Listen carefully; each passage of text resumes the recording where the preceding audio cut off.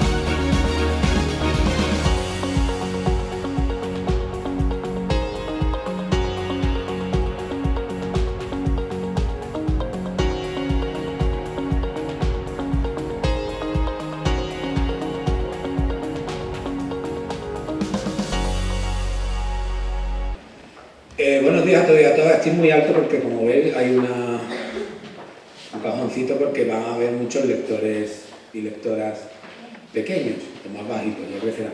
Pero bueno, así, como le decía yo a la bibliotecaria, como se ve la vida con 1,90 o 1,92, con bastante poderío.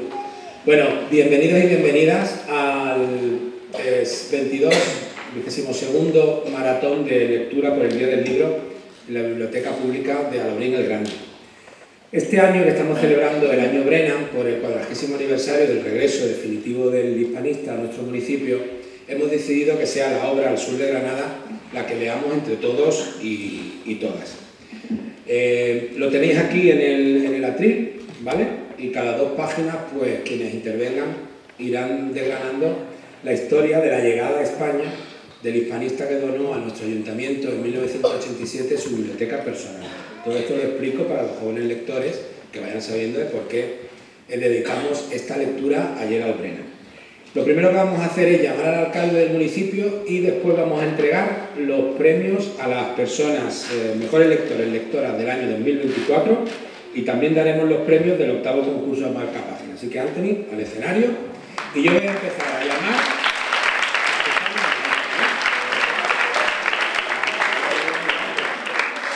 Bueno, yo voy a empezar a llamar al premio infantil, es decir, al mejor lector infantil, que es Daniel Jiménez Martín, del Colegio Picasso.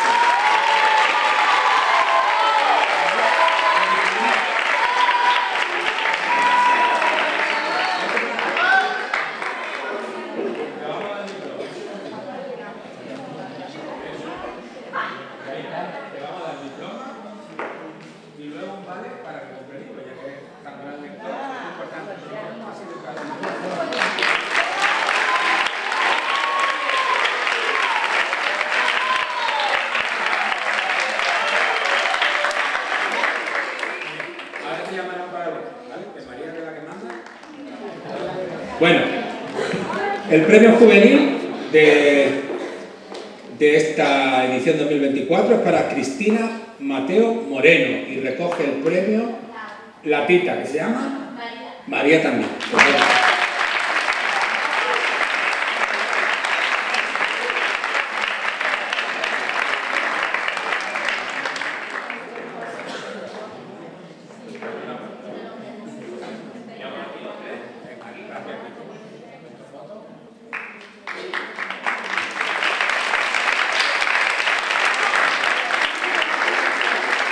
Cristina es del Instituto Antenora, que no lo había dicho, ¿vale? Y luego el premio de adultos es para Josefa Manzanares Rodríguez.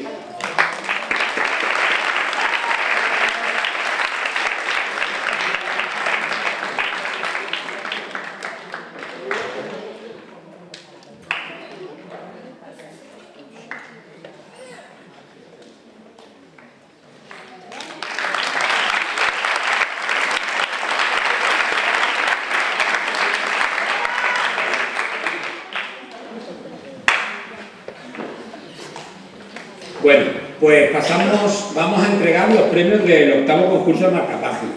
Muchos de los marcapáginas que se han presentado están aquí detrás de nosotros, nos sirven de fondo. Y me gustaría agradecer especialmente al Colegio Jorge Guillén, que ha participado en su totalidad, con todas las clases, pero hoy no puede acompañarnos porque ha coincidido con un viaje escolar. Así que el segundo premio que habíamos dado a una alumna de sexto B, se lo daremos posiblemente esta semana, pues de manera así menos protocolaria, en las oficinas de cultura. En la categoría A ha ganado el premio Blanca Gallego Leote, de tercero B, de Bilbao.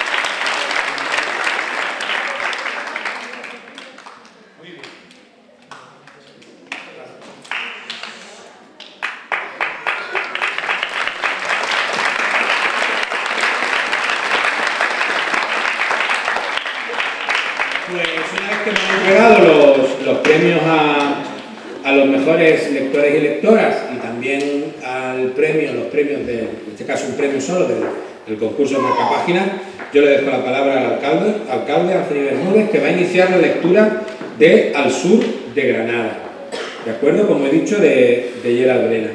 Y pues lo que haremos será un par de páginas del libro que tenéis aquí y conforme María vaya marcando, pues seguiremos el maratón, que de eso se trata, de que no pare la lectura. Y yo personalmente, y como concejal de Cultura, os quiero agradecer que hayáis participado en el concurso, que hayáis venido y que seáis buenos usuarios y usuarias de nuestra biblioteca. Así que comenzamos. Antonio, cuida la palabra. Buenos días a todos, concejalas, concejales, queridos maestros, maestras y alumnos. Bueno, como bien sabéis, hoy es el día 23 de abril y desde el año 1995 en todo el mundo se celebra el Día del Libro. Esa fecha, como bien sabéis, no es casual, se eligió porque desde hace tiempo en España se celebraba el 23 de abril como el Día del Libro y coincide a nivel mundial, hecho así como un poco extraordinario, con la muerte de dos grandes escritores como son Cervantes en España y Shakespeare en el Reino Unido, ¿vale? Yo sé que hay mucha gente, a lo mejor aquí algunos, yo creo que aquí no, pero hay mucha gente que no le gusta leer, no le gusta la lectura. Y yo quiero decirles que no hay nada comparable como el placer de la lectura y yo me atrevería a decir que no hay nada más importante como la lectura. Y para parafrasear una escritora muy famosa, concretamente Emily Dickinson, os podré decir que para viajar lejos no hay mejor nave que un libro. Así que leed mucho y que esa nave os lleve a todos los rincones de vuestra imaginación y del mundo. Y hoy a mí me toca empezar esta lectura de este libro, Al sur de Granada, escrita por un vecino muy ilustre de la Valle Grande, que es Gerald Brennan, que vivió aquí muchos años, concretamente en la Cañada de las Palomas, y que murió aquí, de hecho, y es un libro muy interesante que os recomiendo leer, y hoy vais a leer, porque cuenta como un viajero, un intelectual inglés, llega a España a principios del siglo XX y descubre un mundo totalmente diferente a lo que él conoce y empieza a describir cómo somos las españolas y los españoles, cómo nos perciben. Y es una descripción muy bonita de nosotros y creo que sirve mucho para que los españoles y las españolas nos queramos un poquito más de lo que hacemos en la actualidad. Así que empiezo la lectura. Fui a España por primera vez en septiembre de 1919. Acababan de licenciarme del ejército y buscaba una casa en la que pudiera vivir una temporada, lo más larga posible, con los ahorros de mi paga de oficial. Escasos eran mis estudios, ya que los conocimientos de la vida moderna que uno adquiere durante la enseñanza secundaria son muy pobres. Y la guerra había dejado en mi poca afición por las profesiones corrientes. Antes de decidir lo que iba a hacer, deseaba pasar unos años leyendo los libros que había reunido, inmerso en el modo de vida mediterráneo. No obstante, el hecho de que eligiese España en vez de Grecia o Italia no fue porque albergara ningún sentimiento especial hacia ella. Casi todo lo que sabía sobre este país se reducía a que había sido neutral durante la guerra y, por tanto, imaginaba que la vida resultaría allí barata. Para mí esto era esencial, pues cuanto más consiguiera que me durara el dinero, más tiempo podría gozar del ocio. Mis primeras impresiones tras desembarcar en La Coruña fueron descorazonadoras. Pasé unos cuantos días recorriendo Galicia y luego viajé por la meseta en un tren mixto que se detenía durante 10 minutos en todas las estaciones. A medida que nos arrastrábamos por aquella infinita extensión amarillenta, me sentía penosamente sorprendido por la desnudez y la monotonía de la región. Ni un arbusto, ni un árbol, y las casas de adobe eran del mismo color que la tierra. Si toda España iba a ser así, no veía posibilidad de establecerme en ella.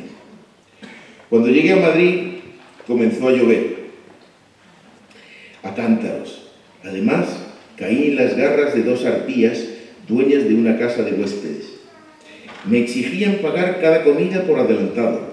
No me quitaban ojo mientras comía y me arrebataban el plato antes de que hubiera terminado para endullir ellas los restos en la cocina.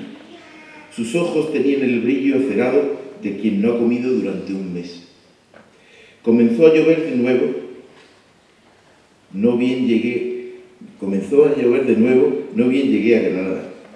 Vi la Alhambra a través de una llovizna persistente y me pareció vulgarmente presuntuosa y enlodada, como una gitana sentada bajo un seto empapado. Así que este era el fabuloso Palacio Oriental de las Postales. La gente también me desilusionó. Esperaba encontrarme con hombres envueltos en largas capas, con la daga al cinto y mujeres en postura goyesca, luciendo mantillas y peinetas. Lo que vi fue una raza sombría y paticorta que caminaba presuntuosa bajo los paraguas o charlaba a gritos hasta las 2 de la madrugada. Ni siquiera parecían amigables. El único español con el que me relacioné fue el hijo del dueño del corralón, cercano a la estación en el que me hospedé. Era inválido y, como no podía trabajar, pasaba las mañanas entregado a la autodidacta labor de aprender alemán, el idioma del futuro en su opinión. Me ofrecía darle unas pocas lecciones, a cambio de las cuales me comentó que la esperanza de España descansaba en la maquinaria agrícola y en la industrialización, y que en pocos años ambas serían introducidas en el país por técnicos alemanes. Parecía ser un socialista confiado en una cercana revolución mundial difundida desde Berlín. Quienes hayan estado en Granada sabrán de la existencia de una elevada cadena de montañas, Sierra Nevada, situada inmediatamente al sur y con nieves perpetuas. Al otro lado de estas montañas, entre ellas y el mar, existe una franja de terreno bien regado y tachonado de aldeas, que lleva el nombre de la Alpujarra. Había elegido sobre el mapa esta región, porque creía que con toda probabilidad hallaría en ella un lugar adecuado para instalarme, de manera que me preparé para ir allí. Compré uno de esos sombreros sevillanos de rígida ala negra, ya que imaginé que haría menos conspicuo. Metí unas cuantas cosas en una mochila y en cuanto cesó de llover me puse en camino. Mi plan consistía en hacer un recorrido hacia el oeste, en dirección a Málaga, y abordar la Alpujarra por el lado opuesto. También allí, en la Sarquía, encontraría aldeas encaramadas sobre el mar, y quizás una de ellas se adecuara a mis propósitos. Pero no había tomado en consideración los problemas que el mapa planteaba. El único disponible era el mapa provincial, una hoja pequeña, pavorosamente coloreada y del tamaño aproximado de un pañuelo grande. destinada mayormente a servir a los oficiales como mapa de referencia. Estaban marcadas las aldeas, aunque no siempre en su situación correcta, pero no aparecían las montañas y daba una idea esquemática de los ríos y arroyos. No necesito hablar de las carreteras, pues pocas habían sido construidas en aquella época, y la mayor parte de mi trayecto lo realizaría por caminos de herradura.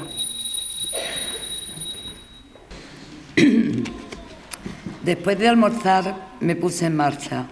Dejé atrás un par de aldeas. Comenzó a llover. La carretera era un ancho sendero. Los pies se hundían hasta el tobillo en el barro, pues en aquella época ninguna de las carreteras andaluzas estaba pavimentada, que se extendía ante mí y se perdía en un lejano horizonte de montañas. Sobre mi cabeza se movía lentamente un cielo de nubes esponjosas y a ninguno de los lados había nada, salvo una llanura ondulada y sin árboles, de un rojo ladrillo plagada de polvo y de rastrojos. Dejé atrás unas carretas entoldadas tiradas por una recua de 6 o 7 mulas, con un burro como julo. Los hombres voceaban y hacían restallar sus látigos, y los animales se hundían más y más en su esfuerzo por arrastrar las ruedas en medio del barro. Cayó la noche. Brillaron inesperadamente las estrellas. Los grillos comenzaron a cantar y al rato divisé las luces de ventas de Huelma y pude oír el ladrido de los perros. El parador era un sencillo edificio encalado con una enorme entrada. Una vez atravesada esta, me encontré en un zaguán abovedado, blanco y espacioso, que empezaba en un descargado o sitio empedrado destinado a descargar, por el que se llegaba a las cuadras y después, formando ángulo recto con la entrada, se transformaba en una especie de cocina embaldosada. Colleras y otros arreos de cuero colgaban de las paredes. Al fondo había una chimenea de campana. Había allí 2 mujeres, con pañolones rojos sobre sus ajados vestidos negros, que removían una marmita. A corta distancia de las mujeres y sentado a lo largo de las paredes estaban unos muleros en hosco silencio, a los que me uní sentándome en una silla desocupada. Esperamos. Por fin, y cuando ya había perdido casi toda esperanza de obtener algo de comer, sacaron una mesa baja en la que colocaron un plato de arroz con bacalao y acercamos nuestras sillas. No había platos. Los hombres, con el sombrero bien encajado en la cabeza, afirmando así su igualdad ante cualquiera, al estilo de los nobles españoles que tenían el privilegio de permanecer cubiertos. Entonces cada cual dejaba su cuchara sobre la mesa y en cuanto terminaban los demás se levantaba y la lavaba en la tinaja y volvía a metérsela en la faja de franela roja, donde siempre la llevaban. Por primera vez desde que desembarqué sentí afecto hacia la gente de este país, que sabía combinar de manera tan admirable la simplicidad con los buenos modales. Tan pronto como terminó la cena, los hombres liaron y encendieron sus cigarrillos y tras echar una última ojeada a sus animales, se tendieron sobre los jergones, que estaban apilados en un rincón de la habitación, y se cubrieron con mantas. Lo mismo hice yo, y descubrí que el cocear y resoplar de las mulas y los burros constituyen un buen somnífero. Al rayar el alba nos levantamos todos. Los muleros pusieron los arreos a sus mulas y después de tomarse una buena copa de anís, emprendieron la marcha por la carretera principal recta y pelada, mientras que yo tomaba un quebrado sendero que me desviaba hacia la izquierda. Tenía ante mí una larga caminata, pues me proponía cruzar la cadena costera y dormir en una aldea situada en el lado opuesto, denominada Sedella, en la que había oído decir que había una buena posada. Mi camino discurría por un paisaje devastado hacía 30 años por un terremoto. Era un territorio accidentado, estéril, quemado por el sol, de color dorado pálido, moteado por irregulares chafarrinones de chaparros y cardos. Dejé atrás 2 aldeas, poblados construidos de tapial, miserables y ruinosos. Al abandonar la segunda, me encontré con una persona. Era un joven medio imbécil que custodiaba una piara de cerdos negros y que cuando le dirigí la palabra agitó los brazos en mi dirección e inició un parloteo incomprensible. A esas alturas, y pese al esfuerzo por seguir el mapa, me había perdido. El sendero ascendía primero por una ladera de rocas peladas y pedrizas salpicada de encinas enanas. En el valle pedregoso que se extendía a mis pies, las hojas de los escasos chopos se habían tornado amarillas y en la distancia, aquí y allá, se divisaban cortijos solitarios, cobijados tras las tapias construidas para defenderlos de los bandoleros. Hacía mucho calor y los esquistos de mica de las rocas altas brillaban amenazadores. Cuando al cabo, y tras mucho trepar, alcancé la última cresta, me encontré en Sierra Tejada, un macizo de rocas estratocristalinas a casi 2000 metros de altura sobre el nivel del mar. El sol ya teñía el horizonte.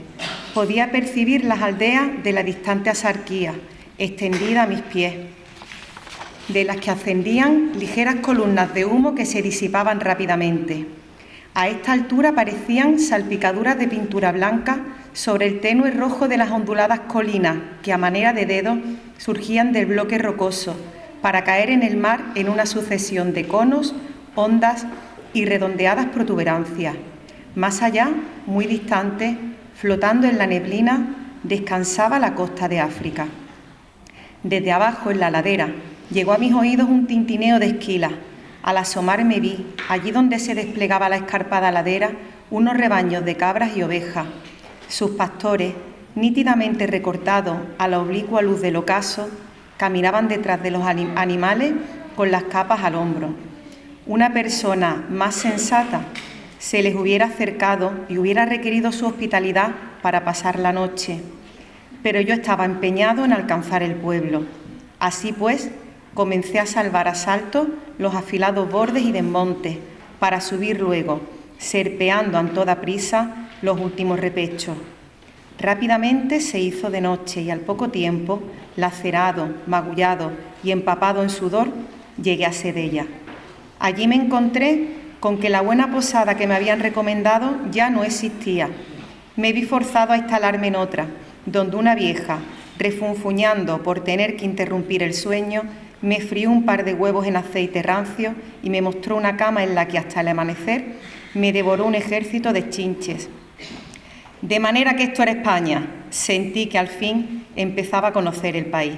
La Axarquía es una región de colinas altas y redondeadas e intrincados valles, donde se cultiva la vid. Aquí se cosecha la uva moscatel con la que se elabora el famoso vino dulce de Málaga. El mar se extiende a los pies de la Axarquía, como un tapete de seda, pero los únicos árboles de la región son la higuera y el almendro. Y yo buscaba una tierra mejor regada y más variada, de manera que tras aguantar a que me zurcieran mis desgarrones, bajé a la carretera de la costa y torcí hacia el este, hacia Motril. Pero antes de llegar a este lugar, que domina la entrada a la Alpujarra, desde su lado sudoccidental, fui víctima de un ataque de disentería. Continuar la descripción detallada de mi búsqueda de una casa resultaría tedioso. La disentería deja la mente embotada por toda impresión.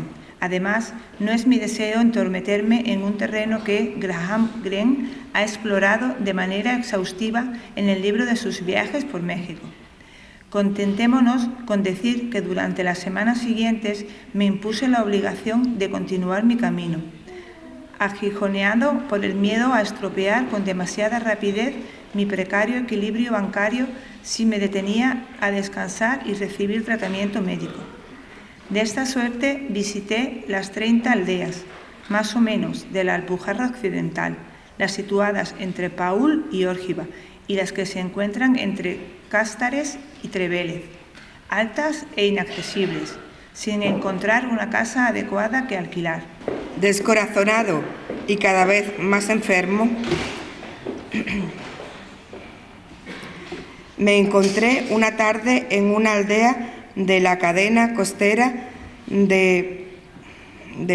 denominada Murtas. Allí, en una posada llena de chinches en la que único alimento consistía en un arroz aceitoso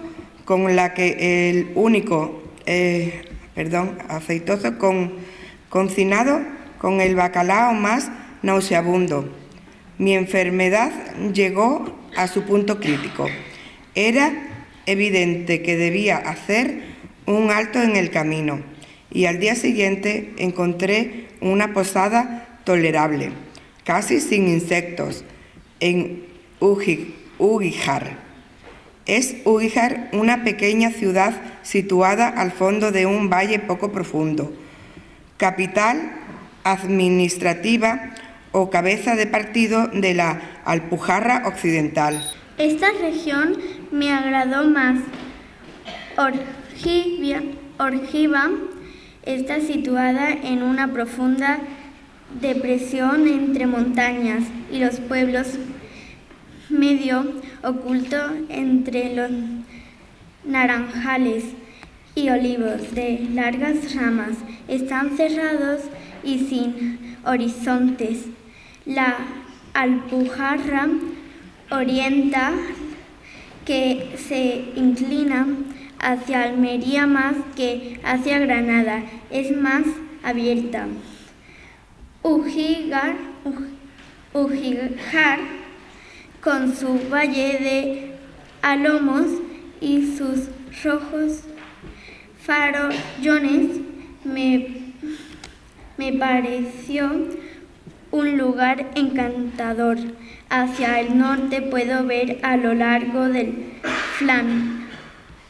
flanco de Sierra Nevada una hilera de pueblos rodeados de olivares y árboles frutales, y evidentemente dominaba el paisaje hacia el sur. Esta región me agradó más. Órgiva está situada en una profunda depresión entre montañas y los pueblos, medio oculto entre los naranjales y olivos de largas ramas. Está cerrado y sin horizonte. La Alpujarra Oriental, que se inclina con su valle de álamos y sus rojos farallones, me pareció un lugar de Sierra Nevada, una hilera de pueblos rodeados de olivares y árboles frutales, y evidentemente dominaba el paisaje hacia el sur. Tras un día o dos de descanso me puse a explorar estas aldeas y rápidamente di con dos que contaban con casas de alquiler. Una se llamaba Mairena y la otra Lleguén. Mairena era una localidad habitada, mayormente por signatos.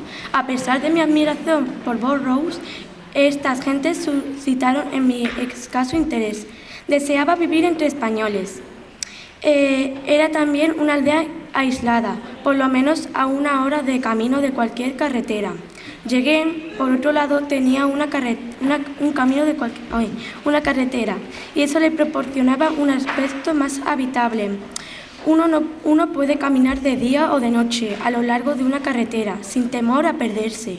Además, el lugar tenía algo que me resultaba atractivo. Era una aldea pobre, elevada sobre el mar, frente a la que se extendía un vasto panorama. sus casas grises de formas cúbicas, como un gastado estilo Corbusier, en rápido descenso por la ladera de la colina y pegadas unas a otras, con sus tejados de greda, planos y sus pequeñas chimeneas humeantes, sugerían algo construido por insectos. Contaba asimismo con abundante agua que fluía a lo largo de la ladera por acequias de riego y descendía a veces a través de las calles y movía un par de molinos. Pero la casa también tenía que agradarme, y afortunadamente así fue. Era una casa de forma irregular e incoherente, flanqueada por dos casas más pequeñas, e incluía unas 9 habitaciones en la primera planta, así como 2 espaciosas azoteas o áticos habitables. La planta baja, que se reservaba al dueño, se utilizaba para granero y establos. Pero la renta exigía 200 pesetas anuales, era más de lo que yo podía permitirme. A fin de investigar más a fondo algunos pueblos que había dejado atrás, había uno llamado Nihuelas, que me atraía especialmente, y con la esperanza de encontrar algo más barato, eché de nuevo a andar hacia Granada, aquejado por mi dolencia que alcanzaba sus peores momentos. Cuando regresé, 15 días más tarde, la renta exigida por la casa de Yegen había descendido hasta 120 pesetas, que en aquella época equivalían a 6 libras en dinero inglés. La alquilé sin más. El propietario, don Fadrique, la arrendaba en circunstancias trágicas. Su única hija acababa de morir y él se iba a vivir con la familia de su esposa en las cercanías de Granada, pero no podía entregarme la casa hasta Año Nuevo, de manera que tenía que esperar casi 2 meses hasta que me pudiera instalar, y decidí pasarlos en Málaga, donde mediante el descanso y una dieta estricta esperaba verme libre de mi disentería y con ella de la debilidad y desánimo que había hecho mi viaje tan penoso. Me puse en camino por la todavía inacabada carretera de la costa, compraba sobre la marcha queso, pan y naranjas y dormía en las playas. Como mi estado de salud no me permitía hacer largas caminatas, tardé 5 días en cubrir los 209 kilómetros. En Málaga alquilé un aseado dormitorio, anteriormente ocupado por un marino noruego, cerca de la Plaza de Toros. Tras la dura vida de los pueblos, era un placer encontrarse de nuevo en una gran ciudad mediterránea. Me pareció una ciudad llena de contrastes. En el clima de un desmoronado altozano devorado por la luz amarilla, en el castillo moro pululaban mendigos y gitanos que habían excavado sus cuevas en los muros y se dedicaban a despiojarse los unos a los otros, sentados al sol, envueltos en las varadas que desprendían las flores de azahar, de los naranjos y los excrementos secos. Los chiquillos menores de 12 años corrían desnudos. Luego, si uno bajaba hacia el parque a un tiro de piedra, la escena cambiaba por completo. Las victorias de la aristocracia madrileña paseaba arriba y abajo. Por aquella época, Málaga estaba de moda como estación de invierno, y los lustros y tintineantes caballos y las centellantes ruedas avanzaban bajo el entramado de los plátanos. Podía uno sentarse en cualquiera de los bancos de piedra y observar a los que pasaban. Los jóvenes de la clase media, tocadas con peinetas y mantillas de blonda negra, paseaban con andares de modelos y recogían las admirativas y miradas de los hombres con los que se cruzaban. El peinado podía resultar rústico o elegante, pero en todos los ojos que había un brillo excitante y muchos de los rostros eran adorables. Me dediqué a un día o 2 a la contemplación de la ciudad, pero luego sucedió algo desagradable. Siempre he sido descuidado por mi presupuesto y a causa de algún error de cálculo. Las pesetas que esperaba recibir no llegaban. Durante más de una semana estuve sin blanca. Mi patrona me daba todas las mañanas un trozo de pan y un trozo de café y un tazón de café. Y y con esto, y unas naranjas que compré con mis últimos peniques, me mantuve. Para hacer mi situación más exasperante, encontré en correos una carta de un viejo amigo de mi familia. Estaba pasando el invierno en Málaga, en Hotel Regina, y me invitaba a instalarme en él como huésped suyo, y si el estado de las carreteras lo permitía, hacer algunas excursiones en coche a Sevilla y otros lugares de las inmediaciones. Pero yo solo tenía un traje negro de pana, alpargatas de cáñamo y un sombrero sevillano. Él era hombre muy correcto. El vestido tenía en aquella época un significado casi religioso, y con aquel atavío me era imposible presentarme ante él. Más aún, el miedo al encontrármelo accidentalmente llegó a convertirse en una obsesión tal que opté por salir todas las mañanas a pasear por la playa, más allá de los barrios pesqueros y del distrito industrial de Huelín, y pasarme los días junto al mar, sumido en un sombrío estupor. Sobre la arena grisácea, las olas resonaban con melancolía. El humo de las fábricas se remontaba lentamente, como si el uno y las otras tuviesen en cuenta a los que están con el estómago vacío. Al fin llegó mi dinero. Pude disfrutar de una buena comida y, cosa de similar importancia, comprar algunos libros. Cuando los hube leído, decidí que había llegado el momento de abandonar Málaga. Elegí unas cuantas cosas en una tienda de antigüedades y tomé el tren hacia Granada. Allí, tras comprar algunas cerámicas más, la porcelana faja lauza, con sus pálidos dibujos de pájaros y flores en azul, había adoptado recientemente sus actuales colores crudos y sintéticos. Continué hacia Uguíjar, en autobús y mula. Me trasladé a mi casa uno de los primeros días de enero. Ascendí la cuesta Cigatean con los muebles, un cartel o cama extendible de tijera, una mesa, dos sillas, un cajero, un cartero, la porcelana y la cerámica que había comprado en mis viajes, algunas mantas y utensilios de cocina, distribuyendo a la carga de 2 mulas. Como yo he dicho, mi situación económica era pavorosamente precaria. En ese momento tenía 30 libras en bonos de guerrera y 30 libras en banco, y las únicas sumas que podía esperar en el futuro eran 15, y las únicas sumas que podía esperar libras en el año por Navidad y 10 libras por mi cumpleaños. El resto de los ahorros de mi paga de capitán de la gratificación se me había ido en libros o perdido de una mala inversión.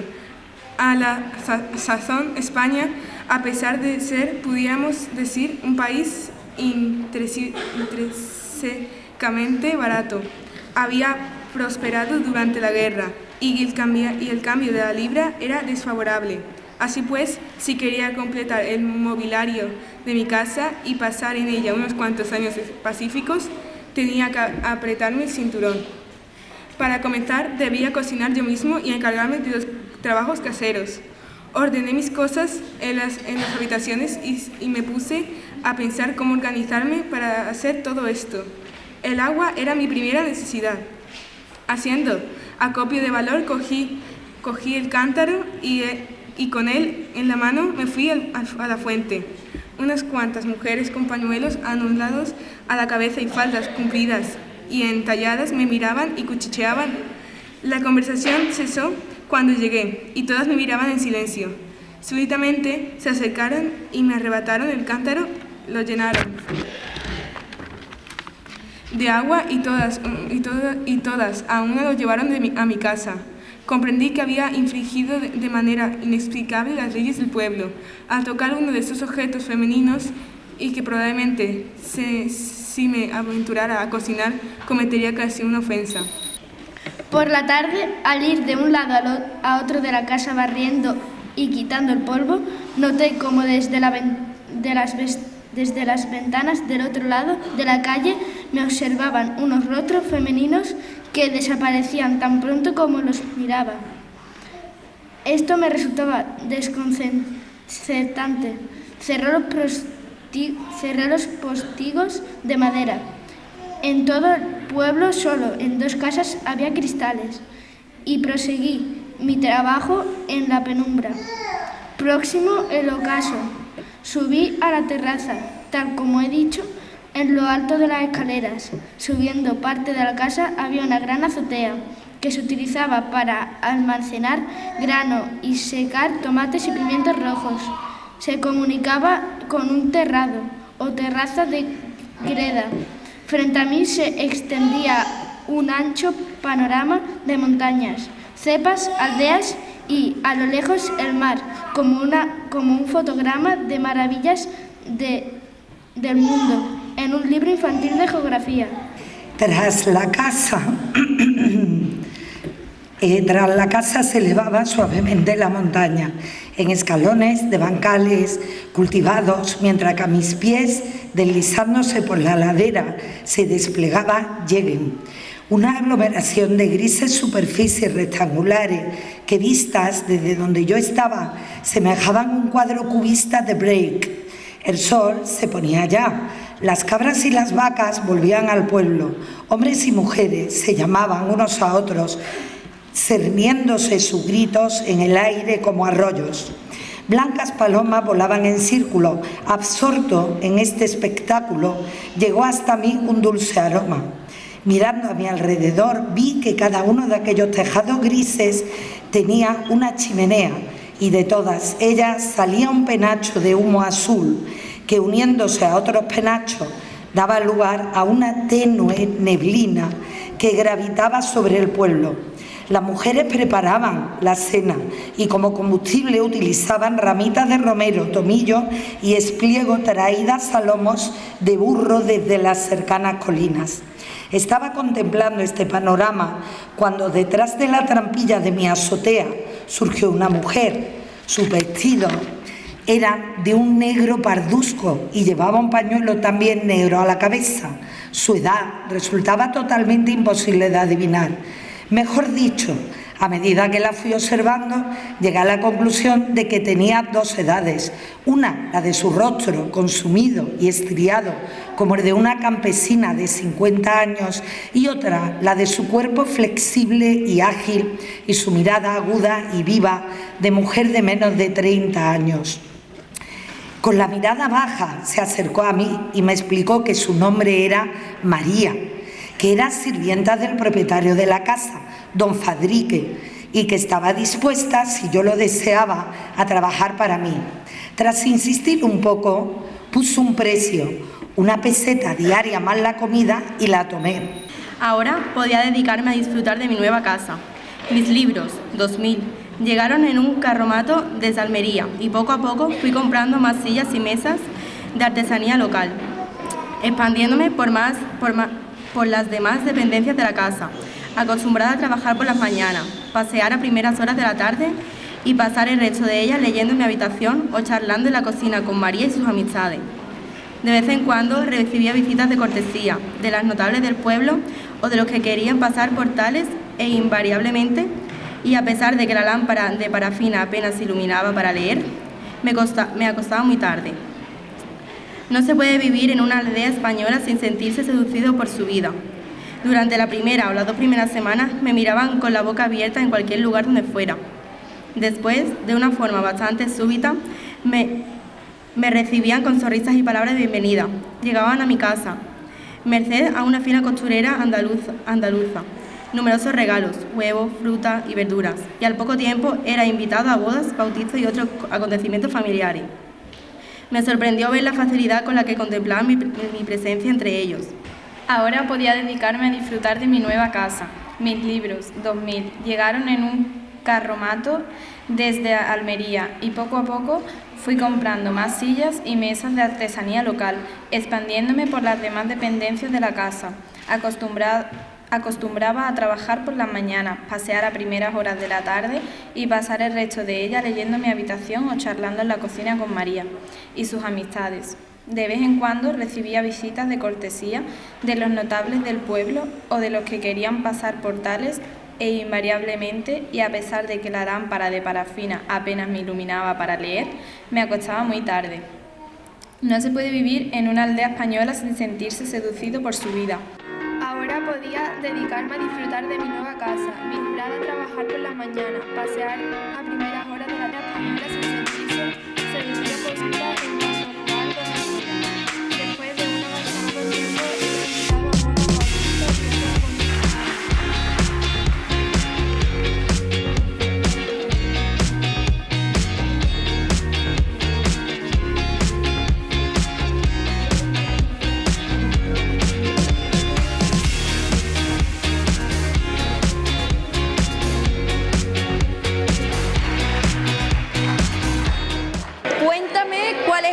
que vas a ganar hoy? El premio al mejor lector infantil de 2023 del pueblo.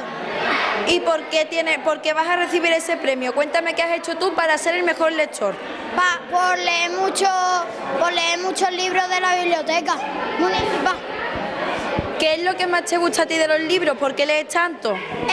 Por Tom Gates, que me encanta, que es de aventura y todo.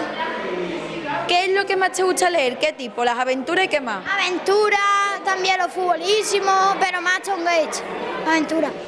¿Y más o menos sabes cuántos libros te has leído en el último año? No sé. ¿Muchos? Sí. ¿Qué aprendes cuando lees? ¿Qué aprendes de los libros? Pues muchas cosas nuevas. Por ejemplo, cuéntame. De Tom Gates, aventura.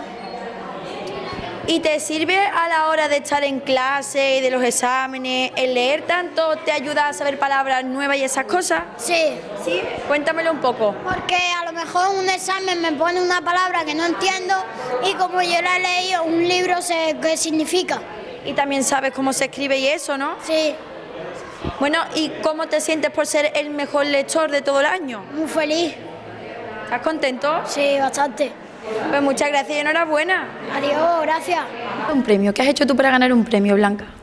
Hacer un marcapágina de Gerald Brennan. Cuéntame, ¿en qué consistía tu marcapágina? ¿Qué podemos ver? Una frase de Gerald Brennan y la parroquia. ¿Y por qué una frase de Gerald Brennan? ¿Quién era? Un escritor muy famoso que vivió en Alhaurín el Grande. Y cuéntame, ¿a ti te gusta leer? Sí, mucho. Leo mucho en mi casa y en esta biblioteca me cojo muchos libros. ¿Y qué es el estilo de libro? ¿Cuál es el que más te gusta? De unicornios, de fantasía. ¿Y qué aprendes tú cuando lees? Aprendo a no equivocarme cuando escribo, aprendo muchas cosas nuevas y en el colegio. ¿Te sirve para el cole leer tanto, verdad? ¿Cómo, por ejemplo? Como para los exámenes, para cuando leemos, en clase, para muchas. ¿Y tú notas que conoces muchas palabras nuevas cuando lees? Sí, por ejemplo, hoy he descubierto muchas palabras nuevas en una lectura de Gerald Brennan. Porque tú también has participado en este maratón de lectura leyendo, ¿verdad? Sí. ¿Y te ha gustado la actividad que se ha hecho con todos los compañeros de otros coles? Sí, me ha encantado. Muy bien, pues muchas gracias y enhorabuena, guapa. De nada.